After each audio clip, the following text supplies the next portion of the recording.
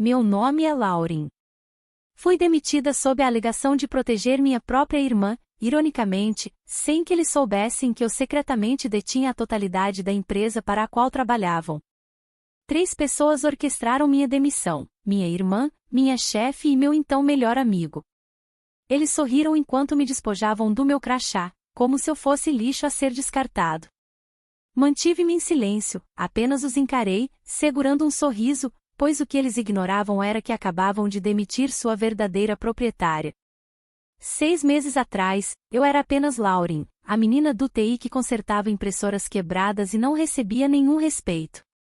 As pessoas costumavam se esquecer de que eu estava na sala. Mesmo quando eu era quem mantinha a empresa funcionando, minha irmã Clara entrou na companhia por minha influência. Eu movi céus e terras, consegui que a contratassem e a treinei pessoalmente. Foram dias ajudando ela a entender os processos da empresa, auxiliando ela com os sistemas e orientando em todas as tarefas. Mas, no momento em que ela se aproximou da filha da CEO, tudo mudou. Tudo começou quando eu recebi um e-mail por engano, dizendo: "Começamos o nosso plano hoje, ela nunca vai descobrir." E o remetente era minha irmã. De repente, eu estava sendo excluída de reuniões, e-mails se perdiam acidentalmente, projetos que eu iniciava eram transferidos para outras equipes. Então veio o golpe final, uma denúncia falsa registrada por Clara, alegando que eu havia usado indevidamente dados da empresa. A gerente de RH, que mais tarde descobri ser amiga dela da faculdade, me entregou uma carta de rescisão com um sorriso falso. "Lauren, você entende. É para o bem da empresa, não é nada pessoal." Não era pessoal. Ela era minha irmã e acabava de me custar tudo o que eu havia construído. Ou assim eles pensavam, porque enquanto estavam ocupados com a política de escritório, eu havia construído algo muito maior. 6 anos atrás, iniciei um empreendimento silencioso com uma empresa de fachada, utilizando minhas habilidades de tecnologia para desenvolver ferramentas de segurança cibernética. Essa empresa de fachada começou lentamente a adquirir ações desta mesma companhia. Mantive tudo oculto por trás de procurações e nomes de empresas. Ninguém sabia, nem mesmo Clara. E apenas uma semana antes de me demitirem, eu assinei o acordo final. A empresa de fachada possuía oficialmente 72% da empresa deles, mas eu permaneci em silêncio. Queria ver quem me apunhalaria primeiro. E ela o fez, pelas costas. Então, naquele dia, saí como uma perdedora, com todos me observando e sussurrando pelas minhas costas. Mas eu não havia terminado. Nem perto disso. 3 dias depois de me demitirem, eles deram uma grande festa no escritório, comemorando a nova liderança.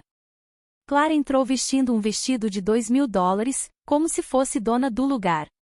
Meu ex-melhor amigo Richard estava ao lado dela, segurando champanhe como se não tivesse acabado de me apunhalar pelas costas. Eles estavam rindo, brindando, falando sobre novos começos. Mas o que eles não sabiam era que eu já havia agendado uma reunião de diretoria obrigatória para aquela noite, sob meu nome verdadeiro.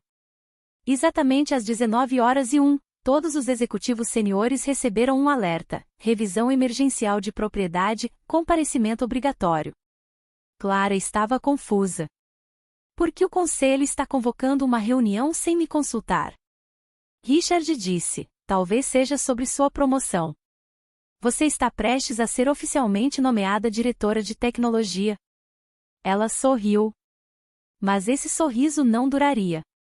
A sala de reuniões estava em silêncio quando entrei. O queixo de Clara caiu, o copo de Richard quase escorregou de sua mão. A CEO, nosso prima, apertou os olhos e perguntou: "Lauren, que diabos você está fazendo aqui?" Calmamente, sentei na cabeceira da mesa. Então, deslizei um arquivo para o advogado do conselho. "Estes são os documentos de propriedade. Talvez você queira lê-los em voz alta." O advogado pareceu confuso até folhear o arquivo. Então, seus olhos se arregalaram. "Isso não pode estar certo. Este documento mostra que uma holding chamada Omnitech agora detém a maioria das ações da empresa." Ele se virou para mim e disse: "E de acordo com estes registros, você é a única proprietária." A sala ficou em silêncio absoluto. Clara sussurrou: "Isso é uma piada, certo?" "Ela é só a menina do TI." Olhei para ela e disse: "Correção. Eu era a menina do TI. Agora, sou a razão pela qual seu salário existe." Todos estavam paralisados. Os membros do conselho começaram a sussurrar entre si. A CEO levantou-se, furiosa: "Você nos manipulou. Agiu pelas nossas costas." Inclinei-me para frente: "Não, eu joguei o mesmo jogo que vocês me ensinaram. Vocês apenas nunca pensaram que a perdedora poderia vencê-los nele." O rosto de Clara empalideceu, Richard não conseguia parar de piscar. A CEO, nossa prima, ficou congelada como se alguém tivesse desligado seu cérebro. Fiquei ali calmamente, deixando o silêncio fazer o estrago. Cada segundo que passava era um lembrete. Elas acabavam de entregar o poder à única pessoa que tentaram destruir. Um dos membros do conselho, Sr. Marcos, pigarreou: "Lauren, você está nos dizendo que esteve adquirindo ações nos bastidores todo esse tempo?" Assenti. 6 anos de silêncio. Enquanto vocês zombavam de mim, me ignoravam e me deixavam de lado, eu estava comprando a empresa, um pedaço de cada vez. Clara bateu a mão na mesa: "Isso é insano. Você era só uma pessoa qualquer. Você nem tinha coragem de falar nas reuniões. Como pôde fazer tudo isso?"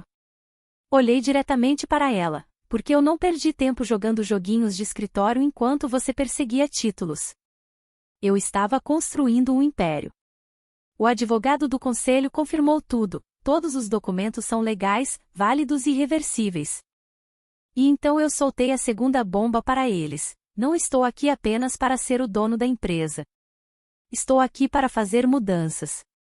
Com efeito imediato, os seguintes executivos estão sendo removidos de seus cargos por conduta antiética. Deslizei outra pasta pela mesa. Dentro estavam registros, e-mails, transações, relatórios manipulados. O nome de Clara estava no topo.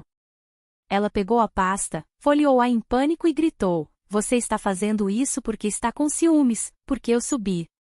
"Não," eu disse, levantando-me lentamente, "estou fazendo isso porque você me traiu e porque você é um passivo para esta empresa."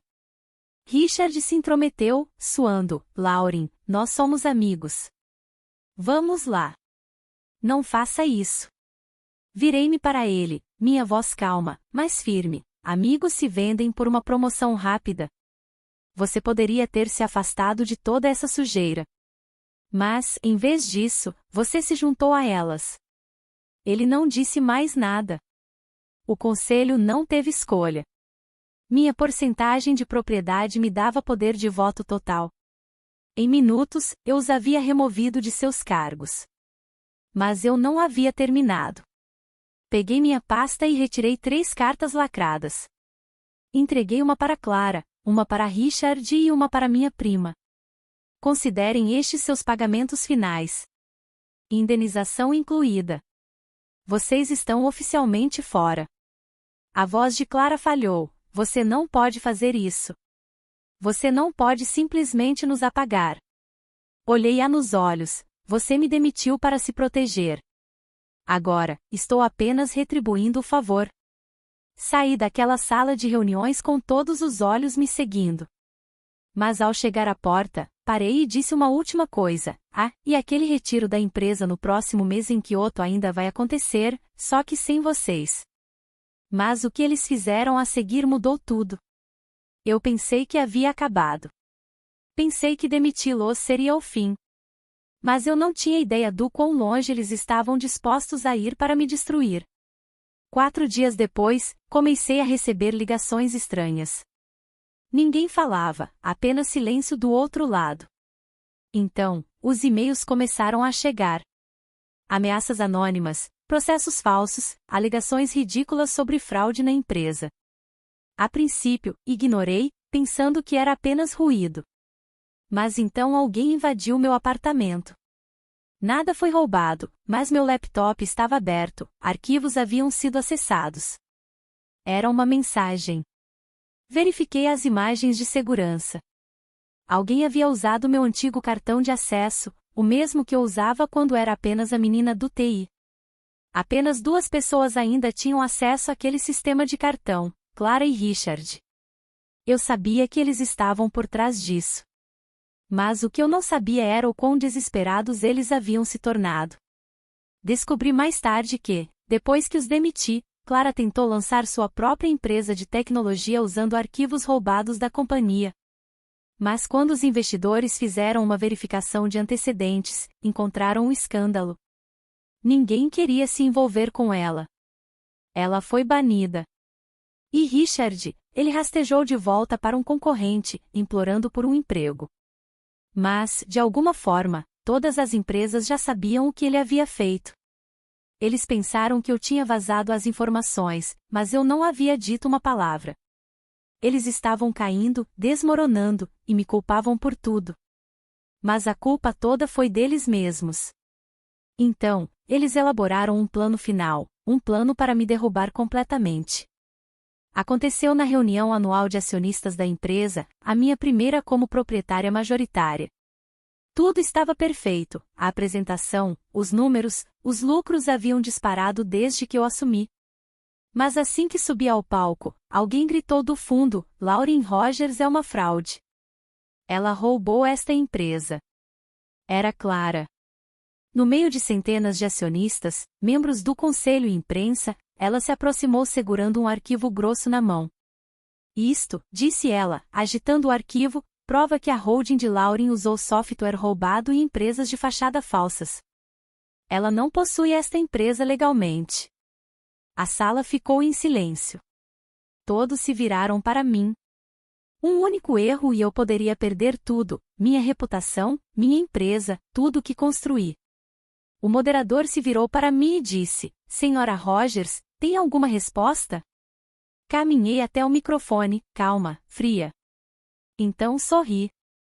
Sim, eu disse, eu estava esperando que você aparecesse hoje, Clara, porque eu também trouxe algo. Peguei minha pasta. Dentro estavam gravações de chamadas, e-mails e transferências bancárias mostrando como Clara havia subornado um ex-funcionário para falsificar documentos. Eu deixei acontecer. Deixei-a cair direto na armadilha, porque semanas atrás eu havia plantado um arquivo falso no sistema, rotulado como vulnerabilidade de propriedade. Ela mordeu a isca. Reproduzi um pequeno trecho de áudio. A voz dela estava cristalina: se vazarmos isso, vai arruiná-la. Não importa se é real. Até ela provar que é falso, o estrago estará feito. Gritos de surpresa encheram a sala. O moderador estava em choque. Um membro do conselho sussurrou: meu Deus. Voltei-me para Clara e disse: você me ensinou a jogar sujo. Eu apenas fiquei melhor nisso. A segurança a escoltou para fora. A plateia aplaudiu, e eu olhei para eles e disse: esta empresa foi construída sobre silêncio, traição e política. Mas, a partir de hoje, representará algo melhor. Mas assim que pensei que o jogo havia acabado, veio o destino e me surpreendeu mais uma vez. Na manhã seguinte, uma carta chegou à minha mesa. Uma carta que eu nunca imaginei receber. Ela era de alguém de quem eu não ouvia falar há mais de 10 anos. O envelope não tinha nome, apenas o endereço do meu escritório e um selo dourado em relevo que eu não via há mais de uma década. Abri o envelope lentamente. Dentro havia um único bilhete escrito à mão: nós sabemos quem realmente financiou a Omnitech. Você não é o único fantasma nesta história. Vamos nos encontrar. L. Meu coração parou. Havia apenas uma pessoa que assinava seu nome daquela forma: Lucas Peterson, meu ex-sócio. O homem que havia ido embora há 12 anos. Ele tinha fugido depois de denúncias de má conduta empresarial. Lucas era meu sócio, começamos a empresa juntos quando não éramos ninguém. 2 nerds de tecnologia, falidos, trabalhando em um depósito, programando dia e noite. Ele era brilhante, muito inteligente e promissor. Mas instável, ganancioso. O tipo de cara que queria atalhos em vez de estratégia e constância. Ele queria que vendêssemos nosso código para um investidor estrangeiro, com sérios sinais de alerta. Eu me recusei. Lucas não aceitou e então começou a cometer vários delitos dentro da nossa empresa. Vazou códigos patenteados por mim, forjou assinaturas minhas. Quando eu descobri, eu denunciei, abri um processo e ele ia para julgamento. Mas antes do julgamento acontecer, ele fugiu. Segui as instruções da carta. Um armazém vazio na periferia da cidade. Quando cheguei, ele já estava lá. O mesmo sorriso cínico. Como se não tivesse sumido da face da terra. Quanto tempo, Lauren, disse ele, saindo das sombras. Você fugiu há muito tempo, Lucas, respondi. Ele riu, quase. Mas ver você assumir a empresa sozinha me deu um motivo para voltar. Então ele pegou um pendrive e jogou na minha direção. O que é isso? Perguntei. Prova. Que toda a sua empresa de fachada foi financiada por meio de uma conta que eu criei, o que significa que, legalmente, eu possuo 49% da empresa. Meu estômago se revirou. Isso não é possível.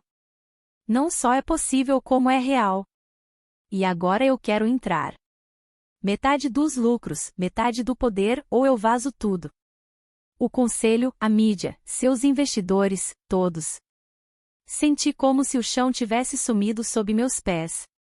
Eu acabava de derrubar meus inimigos, expor a traição, reconstruir meu nome do pó.